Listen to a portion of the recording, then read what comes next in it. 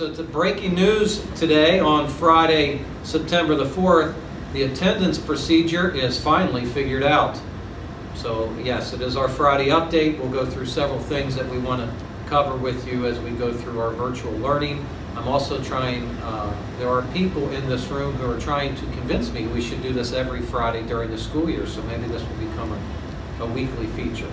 Things are starting to settle down. We are starting to get into a routine with our virtual education and our Google Meets and so on. It seems like everyone is adjusting to the schedule, so we're very happy with that.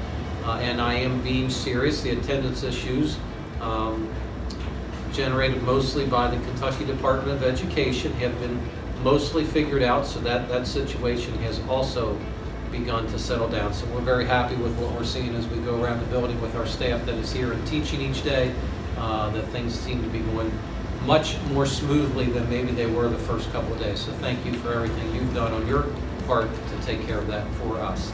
A couple items I wanted to update you on. Sports will begin next week. We have been having practices and we will begin having games on campus next week. I do want you to know that there is very limited capacity for spectators.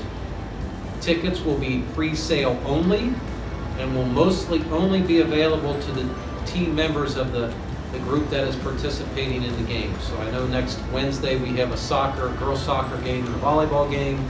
Next Thursday we have a boys soccer game, and then of course next Friday night we have a football game against Ryle here at home. There will not be any general admission tickets for sale per se. The members of those teams will have the opportunity to buy a limited number of tickets.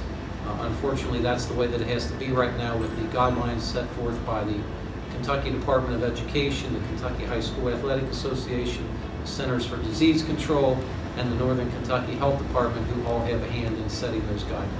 But we are very happy to be able to start in-season fall sports again with some spectators. So good luck to our fall sports teams.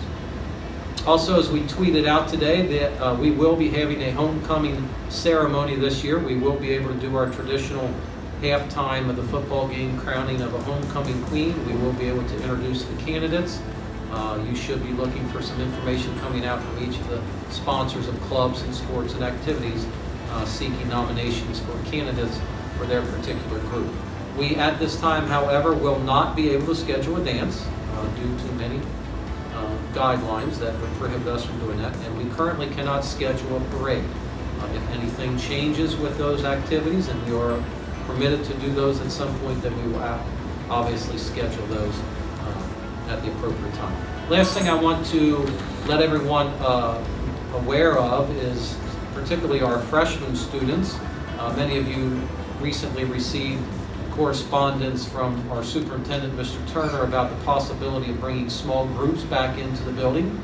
The 4 high schools in the district have decided to utilize those days as freshman orientation days. Those will begin on September the 14th. We will be following our A-B schedule and bringing in 25% of the students on each of the 4 A days that we have scheduled and 25% of the B day students on each of the 4 days we have scheduled for those students.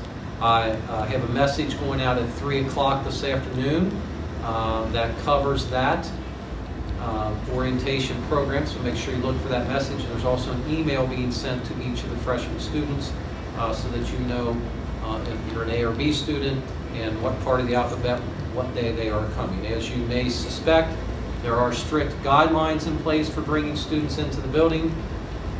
Due to capacity limits set on us, each student will need to attend on their designated day. Masks must be worn at all times while in the building, and social distancing will be practiced. Your cooperation in adhering to these guidelines is greatly appreciated.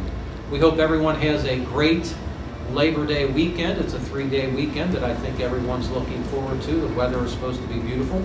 Please practice the guidelines that everyone talks about as you're out and about on Labor Day, so that will enhance our chances of bringing students back in here in a hybrid model on September the 28th. So if you would please practice masking and social distancing as much as you can.